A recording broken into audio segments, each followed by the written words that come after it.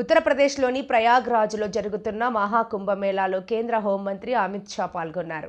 ఈ సందర్భంగా గంగా, యమున, సరస్వతి నదులు కలిసే త్రివేణి సంగమంలో పుణ్యస్నానాలు ఆచరించారు. అనంతరం ఘాటు వద్ద ప్రత్యేక పూజలు చేశారు. అక్కడి అధికారులతో సమావేశాలు నిర్వహించి మహాకుంభ్ ఏర్పాట్లపై సమీక్షించారు. మరోవైపు షా పర్యటన నేపథ్యంలో నగరంలో అధికారులు భద్రతను కట్టుదిట్టం చేశారు. కీలక కూడళ్లు, కార్యక్రమాల వేదికలపై నిఘా పెంచారు. ఈ మహాకుంభ మేళాలో ప్రధానమంత్రి నరేంద్ర మోదీ కూడా పాల్గొననున్నారు. ఫిబ్రవరి 5వ తేదీన ప్రధాని ప్రయాగ్రాజ్కు వెళ్లనున్నట్లు సంబంధిత వర్గాలు వెల్లడించాయి. అదేవిధంగా రాష్ట్రపతి ద్రౌపది ముర్ము సైతం మహాకుంభను సందర్శించే అవకాశం ఉందని తెలిసింది.